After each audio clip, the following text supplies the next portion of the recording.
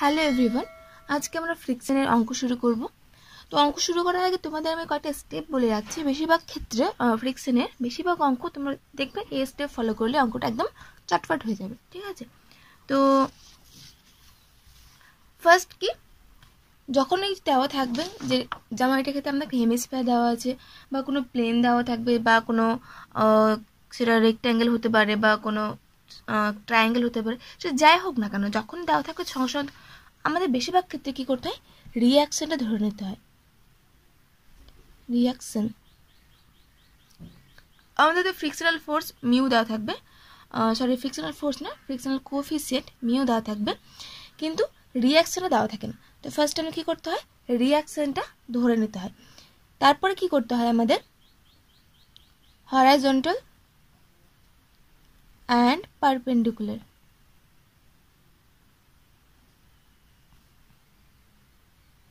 Force.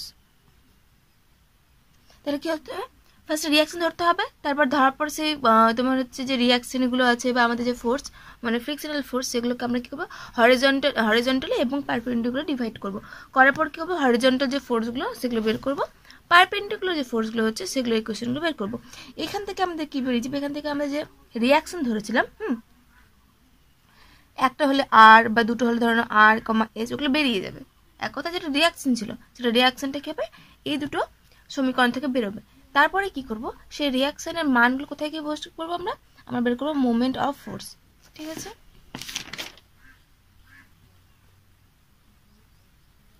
Moment of force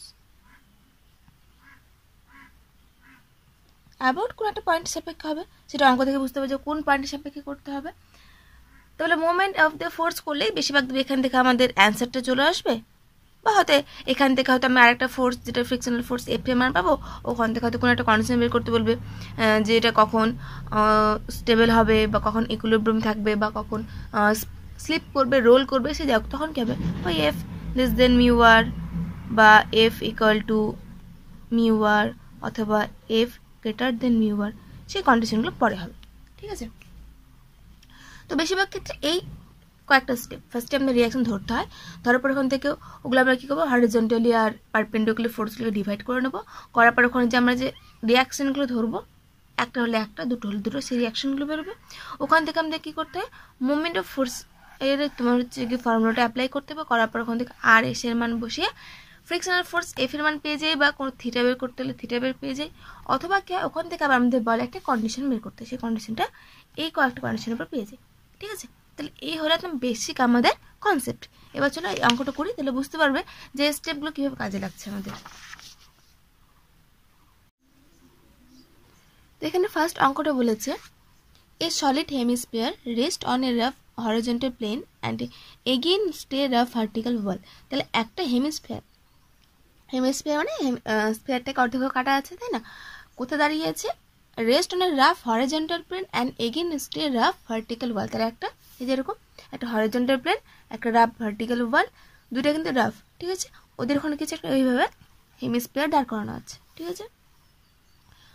the coefficient of friction are mu and mu prime respectively. তার মানে হরিজন্টালের coefficient হচ্ছে mu আর ভার্টিক্যালের কোফিসিয়েন্ট হচ্ছে mu prime. So that the least angle the base of the hemisphere can meet with the vertical is এটা। তাহলে প্রথম আমাদের প্রবলেম কি বলেছে, যে আমাদের দেখাতে হবে যে লিস্ট অ্যাঙ্গেল, কোন অ্যাঙ্গেলটা, the base of the hemisphere can meet with the vertical. তার মানে এটা হচ্ছে আমাদের বেস, এডিটা বেস, ভার্টিক্যাল লাইন এটা, এর সঙ্গে যে আমাদের অ্যাঙ্গেলটা করছে থিটা, এই থিটার মানটা বলছে এটা। তাহলে আমাদের বের করতে হবে। তো পরে এগুলো পরে দেখছি, আমরা আগে এই পার্টটা করি। এখানে যখন ছবিটা আঁকবে তখন কিন্তু মনে রাখবে যে আমার আঁকাটা যদি একটু ভুল হয়েছিল, ঠিক আছে? এখানে যে সেন্টারটা আমাদের হেমিস্ফিয়ারের, ওই বিন্দু দিয়ে এখানে হরিজন্টাল প্লেনে এবং ভার্টিক্যাল প্লেনে যেখানে কাট করবে বা যেখানে স্পর্শ করবে হেমিস্ফিয়ারটা, সেখানে যে লাইনটা টানবো কিন্তু কী হবে, পারপেন্ডিকুলার হবে, ঠিক আছে? আমারটা একটু বেঁকে গেছে, আঁকাটা একটু ভুল হয়েছে, আসলে আমার এখানে জায়গাটা হতো, কারণ এই টাইপের ব্যাপারটা হতো, ঠিক আছে? এক্স এর সঙ্গে একটা প্যারালাল, একটা ওয়াইয়ের সঙ্গে প্যারালাল, এটা ঠিক আছে, বাট এটা ঠিকঠাক হয়নি আমার। তো ছবিটা একটু ঠিক করে নেবে তোমরা। তো এই অ্যাঙ্গেলটা হলো থিটা, এই অ্যাঙ্গেলটা আমাদের বের করতে হবে, তো ফার্স্টে আমরা কী করবো, একটা ওয়েট ধরে নেবো ডাব্লু, কারণ একটা হেমিস্ফিয়ার মানে ওয়েট কাজ করবে। এবার ওয়েটটা কোথা থেকে কাজ করবে, ওর কোথাও সিজি থাকবে, সে সিজি জি থেকে কাজ করবে। তো সিজি ধরনের জায়গাটায় আছে, কারণ এটা মাঝখানের রেডিয়াসটা, তো এখান থেকে আমাদের ওয়েটটা ডাব্লু কাজ করছে, ঠিক আছে। এবার হেমিস্ফিয়ারের ক্ষেত্রে সেন্টার থেকে সিজির দূরত্ব হয় 3a/8, যেখানে এটা কি এই হেমিস্ফিয়ারের রেডিয়াস, এটা কিন্তু মনে রাখবে। তারপর ধরে নিচ্ছি যে theta B the angle of the base AD with vertical and R and S be the reaction of the B and C respectively at B and C। ফার্স্টে বললাম রিয়াকশন ধরতে হবে, তাহলে যেহেতু এটাও একটা হচ্ছে আমাদের রাফ প্লেন, এটাও একটা রাফ প্লেন, প্লাস এখানে কিছু ওরা টাচ করা আছে, তাহলে এখানে একটা রিয়াকশন কাজ করবে। আমি ধরলাম বি পয়েন্টের রিয়াকশন আর, তাহলে বি পয়েন্টের রিয়াকশনটা এদিকটাই পারপেন্ডিকুলারে কাজ করবে। আর সি পয়েন্টের রিয়াকশন হচ্ছে এস, সি পয়েন্টের রিয়াকশনটা পারপেন্ডিকুলার উপর দিকে কাজ করবে, এখানটা হচ্ছে এস। তাহলে রিয়াকশনগুলো ফার্স্ট আমরা ধরে নিলাম। এবার আমাদের কী করতে হয়, এবার আমাদের যেটা করতে হয় যে ফোর্সটাকে কী করতে হয়, হরাইজন্টালি এবং পারপেন্ডিকুলারে ডিভাইড করতে হয়।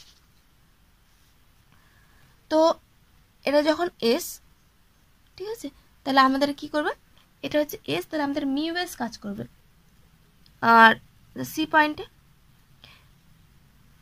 পয়েন্টে আমাদের রেজাল্টের সঙ্গে কি হয়, যেটা ফ্রিকশনাল ফোর্স সেটা কি হয় পারপেন্ডিকুলারে কাজ করতে, এটার সঙ্গে পারপেন্ডিকুলার এই লাইন বরাবর কাজ করবে। এবার কোন দিকে কাজ করবে, ফ্রিকশনাল ফোর্স এফ সমান কি হয় মিউ আর, তাই না। এই ফোর্সটা সবসময় কাজ করবে যেদিকে বস্তুর স্মরণ করবে তার অপোজিট দিকে। তাহলে এখানে দেখো বস্তুর এভাবে আটকেছে, তার মানে কি স্লিপ কাটে এদিকে যেতে যাবে, তার মানে ফ্রিকশনাল ফোর্সটা কাজ করবে এই পাশটা, তাহলে এখানটা কাজ করবে আমাদের মিউ, আর একটা জন্য হচ্ছে রেজাল্ট হচ্ছে এস, তাহলে মিউ এস, ঠিক আছে। এই পয়েন্টটাতে রেজাল্ট হচ্ছে আর, এবং এর কোএফিসিয়েন্ট অফ ফ্রিকশন হচ্ছে মিউ প্রাইম।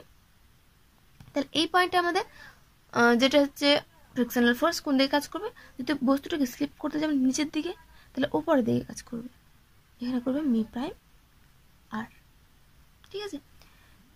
যে পয়েন্টে আমরা বের করব সেই পয়েন্টে দেখবো রিয়াকশনটা কত, এবং দেখবো বস্তুটা যেদিকে স্লিপ করছে তার অপোজিট দিকে ফ্রিকশনাল ফোর্স মিউ আরটা কাজ করবে। এখানে তাই এই পয়েন্টের রেজাল্ট হচ্ছে আর, এটা নিচের দিকে নামছে, তাহলে ফ্রিকশনাল ফোর্সটা উপর দিকে কাজ করবে মিউ প্রাইম অফ আর। তাহলে ব্যাস এখানে আমরা কী কী ফোর্স পেলাম, একটা পেলাম মিউ প্রাইম আর, একটা পেলাম মিউ এস, একটা পেলাম ডাব্লিউ, একটা আর, একটা এস, ঠিক আছে। এগুলো হচ্ছে ভার্টিক্যাল এবং হরাইজন্টাল ফোর্স, এগুলো আমরা কী করবো ডিভাইড করে নেবো। তাহলে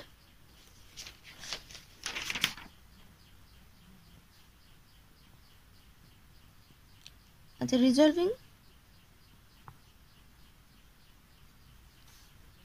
resolving the forces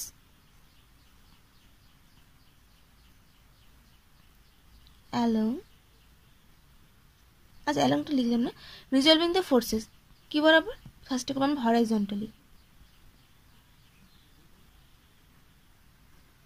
ঠিক আছে। হরাইজন্টালি মানে হচ্ছে এই বরাবর।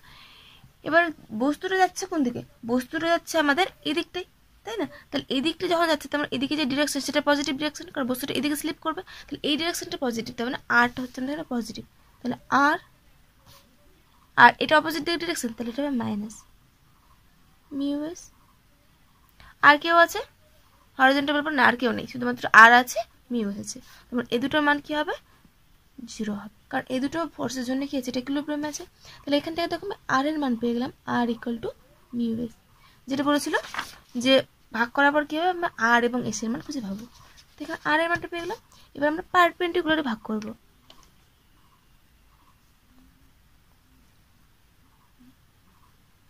পারপেন্ডিকুলার বলটা ভুল, এটা হরাইজন্টালি, এটা ভার্টিক্যালি, ঠিক আছে। ভার্টিক্যাল বরাবর দেখো কি ফোর্স কাজ করছে, এখানে এস, এখানে মিউ প্রাইম এস, আর এখানে দেখো আরেকটা কাজ করছে ডাব্লিউ, তাহলে তিনটে ফোর্স কাজ করছে। এবার বস্তুটা কোন দিকে নামছে, বস্তুটা নিচের দিকে নেমে যায়, এখানে আটকে থাকলে বস্তুটা স্লিপ করে নিচের দিকে নামবে, তাহলে আমাদের কি ডাব্লিউটা পজিটিভ, তাহলে ডাব্লিউটা পজিটিভ। বাকি দেখো এই ডিরেকশন অপোজিট, এই ডিরেকশন অপোজিট, তাহলে দুটো কি হবে মাইনাস হবে, তাহলে minus S minus mu prime R equal to zero. এবার এখান থেকে দুটো আননোন আছে, একটা ডাব্লু আছে, একটা এস আছে, তো যে কোনো একটাকে বের করতে পারো। আমি কি করলাম, ডাব্লুটাকে বের করে নিলাম। হ্যাঁ, তোমরা চাইলে এসটাকেও বের করতে পারো। তাহলে এস প্লাস মিউ প্রাইম আর, আমি ডাব্লুটাকে বের করলাম এই কারণে, কারণ এখানে দেখো আর এর মানটা এস দিয়ে বেরিয়েছে, এখানে ডাব্লুর মানটা এস দিয়ে বের করলাম। তো যখন আমি আর এর মান ডাব্লুর মান বসাবো, তখন দুটোর মান এস দিয়ে কিছু একটা আসবে, তারপর দেখবো বিভাগে এস টেস কেটে যাবে। ঠিক আছে, যদি আমাদের এসটা আনেন, তাহলে আর কে ডাব্লুকে এসকে আমাদের কী করতে হবে, তাড়াতে হবে। তো যাক, এই দুটো মান বেরিয়ে গেলো। তারপর কি করতে হয়, তারপরে স্টেপ হলো movement of the force about যে কোনো একটা পয়েন্টের সাপেক্ষে, যে কোনো একটা পয়েন্টের সাপেক্ষে আমাদের কী করতে হবে, মুভমেন্টটাকে বের করতে হবে। তো আমরা কী করবো, এখানে যে পয়েন্টটা আছে সি, এই পয়েন্টের সাপেক্ষে আমরা কী করবো, মুভমেন্ট বের করবো। তাহলে লিখছি taking movement of the forces about C, C পয়েন্টের সাপেক্ষে আমরা মোমেন্ট বের করবো। মোমেন্ট মানে আমরা জানি কি, force into the perpendicular displacement.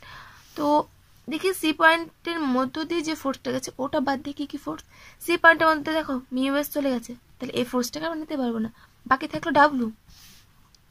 তাহলে ডাব্লুর জন্য, আচ্ছা ডাব্লুটাকে পরে নিচ্ছে, ফার্স্ট এটাকে নিচ্ছি আরটাকে। ঠিক আছে, তাহলে ফোর্স হচ্ছে এখানে আর, ডিসপ্লেসমেন্ট এটুকুটা সিই, তাই না? তাহলে ফোর্স হচ্ছে আর ইন্টু ডিসপ্লেসমেন্ট হচ্ছে সিই প্লাস আর ফোর্স কি আছে, সি এর মধ্যে থেকে মিউ এসে গিয়েছে, এসও গিয়েছে, তাহলে এই দুটোকে নেবো না, এই দুটোকে বাদ দিই, কারণ যে পয়েন্ট হবে সেখান থেকে কী হবে, দূরত্বটা জিরো, দূরত্ব জিরো মানে ওর মুভমেন্টটা জিরো, তাহলে এই দুটোকে বাদ দিয়ে নেব। আর বাকি থাকলো এখানে মিউ প্রাইম আর,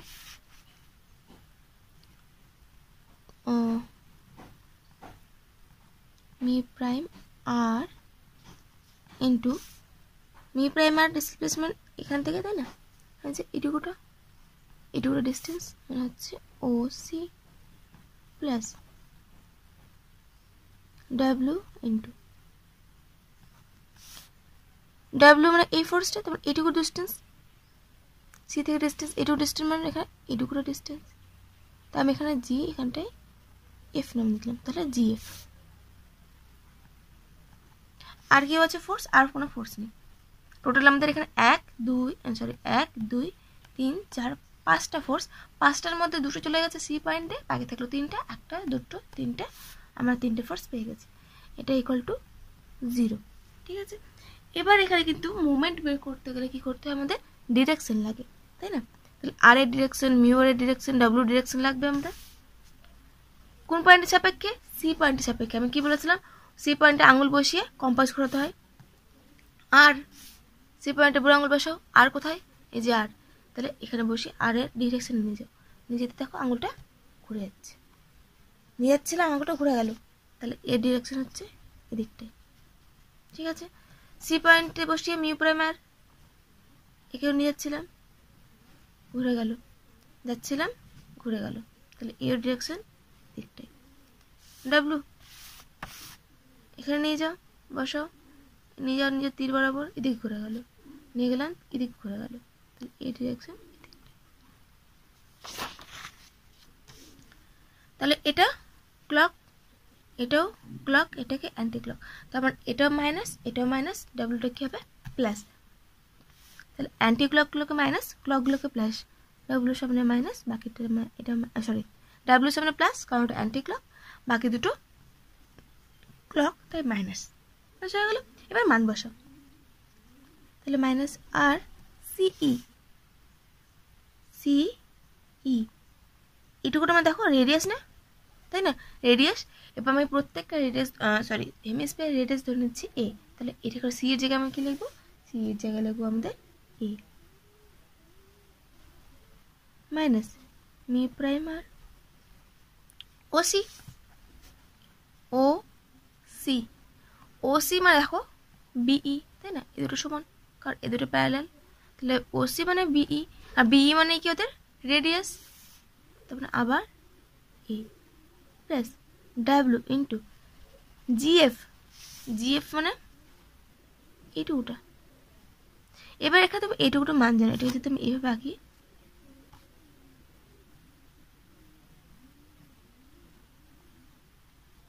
তাহলে এই অ্যাঙ্গেলটা হচ্ছে আমাদের থিটা। এটা অতিভুজ, অতিভুজের মান 3a/8, কারণ এখনই বললাম যে সেন্টার থেকে ওর সিজির দূরত্ব হয় 3a/8, এটা হেমিস্ফিয়ারের ক্ষেত্রে, এটা মনে রাখতে হবে, ঠিক আছে। তাহলে আমাদের এখানে আছে ই, এখানটায় এফ, এখানটায় আমাদের জি, আমাদের কিসে মান লাগবে? জি ই, সরি জিএফ, জিএফ মানে এটা। তাহলে এই পয়েন্টে এই যে আমাদের কি বলবো এটাকে, অ্যাঙ্গেল, এই অ্যাঙ্গেলের সাপেক্ষে এটা কি, এটা হচ্ছে আমাদের লম্ব। তাহলে আমরা অতিভুজ জানি, লম্ব বের করবো, তার মানে কি সাইন দিয়ে আসবে। তাহলে আসবে আমাদের 3a/8 অতিভুজ ইন্টু সাইন থিটা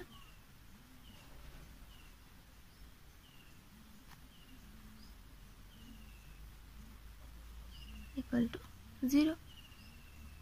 আচ্ছা, একটু ভুল হলো, আমাদের এই অ্যাঙ্গেলটা থিটা, আমরা কিন্তু ভেতরের অ্যাঙ্গেলটা জানি না, তাই না? তাহলে এটা আমাদের থিটা নয়, তাহলে বাইরের অ্যাঙ্গেলটা থিটা। আবার দেখো, এটা কিন্তু আমাদের হেমিস্ফিয়ারের মাঝখানে রেডিয়াস। তো মাঝখানে রেডিয়াস, যখন কোনো সার্কেলের মাঝখানে রেডিয়াস নিয়ে করি হাফ সার্কেলের, তখন কী করে সেটা এটাকে দুটো পোর্শনে ভাগ করে, তাই না? এটাও 90 ডিগ্রি, এটাও 90 ডিগ্রি হয়। তাহলে এই পুরোটা হচ্ছে 90 ডিগ্রি, তার মধ্যে এইটুকুটা হচ্ছে থিটা। তাহলে আমাদের যে ট্রায়াঙ্গেলের মাঝখানে কোণ, এটা কি হবে? এটা পুরোটা 90 ডিগ্রি, 90 ডিগ্রি থেকে আমাদের এই থিটাটা মাইনাস দিচ্ছি, তার মানে এটা হবে 90 মাইনাস থিটা। এটা থিটা নয়, এটা হবে π/2 মাইনাস থিটা। এটা হবে সাইন π/2 মাইনাস থিটা। হলো, এবার সিম্পলি ক্যালকুলেশন করে দাও। তাহলে এখানে আসবে আর এর মান জানো তোমরা, আর মানে মিউ এস, তাহলে এখানে হবে minus mu S A plus mu prime A, আর এর মান আবার mu S plus W 3a, আচ্ছা ডাব্লু মান জানোই আমরা, আর সাইন π/2 মাইনাস থিটা মানে কস থিটা, আর ডাব্লুর মান কত হয়েছে? S plus mu prime I. আচ্ছা, মিউ প্রাইম আর, আবার আর মানে কি? এস প্লাস মিউ প্রাইম, আর মানে হচ্ছে মিউ এস, ঠিক আছে। তাহলে mu prime mu S equal to 0। এখান থেকে ক্যালকুলেশন করো, দেখো সবার ক্ষেত্রে এস এস আছে, তাহলে কী হবে? কমন নিয়ে কেটে যাবে, এখানে থাকবে মাইনাস, আচ্ছা এখানে মাইনাস ছিল, এখানে প্লাস করে দিয়েছি, এখানটায় মাইনাসে থাকবে, ঠিক আছে। তাহলে এখানটা আসবে মিউ এ মাইনাস মিউ প্রাইম মিউ, আবার দেখো এ এ এ এও কেটে যাচ্ছে, plus 3/8 cos 1 plus mu mu prime equal to 0। এখান থেকে ক্যালকুলেশন করো, এখান থেকে দেখো cos থিটার মান আসবে তোমাদের cos theta 8 mu 1 plus mu prime by 3 into 1 plus mu mu prime, এই মানটা আসবে। এখান থেকে থিটা আসবে আমাদের cos inverse 8 mu 1 plus mu prime 3 into 1 plus mu mu prime, ব্যাস এটা আসলে আমাদের থিটার মান। আমাদের দেখি থিটার মান, হ্যাঁ এটা বের করতে বলেছিল, এই যে, তাই না? তো থিটার মানটা কি হলো? আমাদের বেরিয়ে গেল। এবার বলছে সে যাক, তাহলে দেখো তোমার স্টেপগুলো বুঝতে পারলে। তাহলে ফার্স্টে আমরা রিয়াকশন ধরলাম, তারপর ওখান থেকে হরিজন্টাল পারপেন্ডিকুলার ফোর্সগুলো আমরা যে বের করে নিলাম, করার পর আমরা কী করলাম? কোনো একটা পয়েন্টের সাপেক্ষে মুভমেন্ট বের করলাম, করার পর আমরা যেটা চেয়েছিল সেই অ্যান্সারটা আমরা কিন্তু চলে আসবো, হলো। এবার দেখি পরের প্রশ্নটা কী বলেছে। বলছে if the wall be smooth then the angle is এটা। ওয়ালটা স্মুথ, ওয়াল মানে এটা ভার্টিক্যাল যে ওয়ালটা ছিল সেটা স্মুথ। স্মুথ মানে কি হবে? তখন ফ্রিকশনাল যে কোএফিসিয়েন্ট মিউ প্রাইম সেটা 0 হবে। তাহলে স্মুথ ওয়ালের জন্য কি হবে?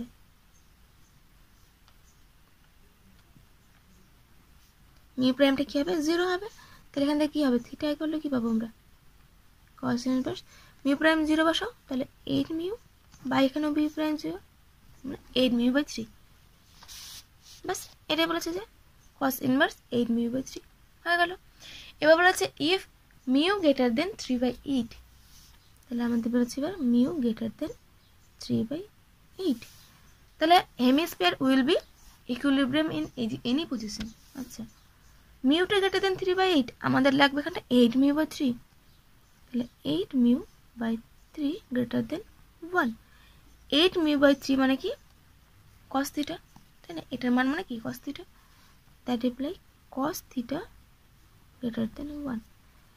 কিন্তু আমরা কি জানি সবসময় cos থিটার মানে কি হয়, -1 এর থেকে বড় অথবা সমান cos থিটা, 1 এর থেকে ছোট অথবা সমান। আর এখানে বলছে cos থিটার 1 এর থেকে বড়, তাহলে এটা কোনোদিন পসিবল, এটা কোনোদিন আমাদের পসিবল নয়। তাহলে কি বলবো,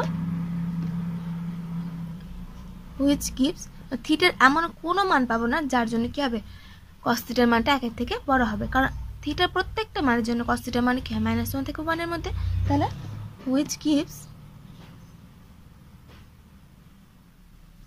the impossible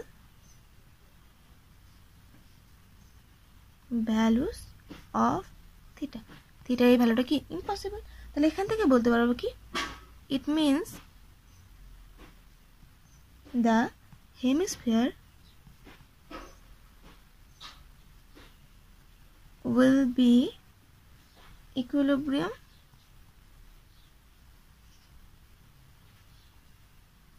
in any position।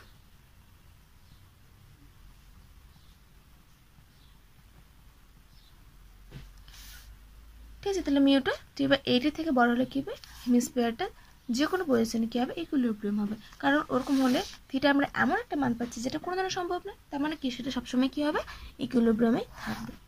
তো ব্যাস, একদমই সহজ একটা ব্যাপার, শুধুমাত্র তোমরা এই স্টেপগুলো মনে রাখবে, তাহলে যে কোনো অঙ্ক আশা করছি পেরে যাবে। হ্যাঁ, কিছু কিছু আছে ব্যতিক্রম, তবে বেশিরভাগই ক্ষেত্রে দেখবে এইভাবে এই স্টেপ ফলো করলে তোমরা অঙ্কগুলো করতে পারবে। তো আজকের মতো এই পর্যন্তই, এতক্ষণ সঙ্গে থাকার জন্য ধন্যবাদ।